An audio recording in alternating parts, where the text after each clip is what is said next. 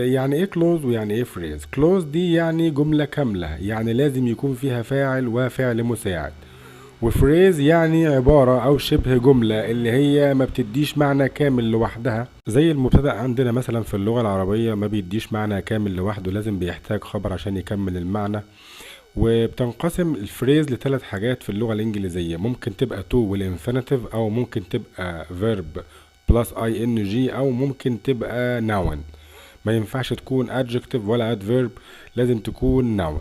close يعني جملة كاملة لازم يكون فيها فاعل وفعل مساعد، وطبعا انتوا اكيد عارفين ان الفاعل والفعل المساعد في اللغة الانجليزية زي الشيء وظله، ما ينفعش يفرقوا بعض. يعني لو واحد غاب التاني يغيب، وما ينفعش يفترقوا عن بعض، لازم يكونوا موجودين ورا بعض. في الإجابة يبقى الفاعل قبل الفاعل المساعد، وفي السؤال يبقى الفاعل المساعد قبل الفاعل. يعني لما اجي احول الكلوز لفريز بحذف الفاعل والفعل المساعد، وبجيب يا اما فيرب اي ان جي، يا اما اجيب تو والانفينيتيف، يا اما اجيب ناون.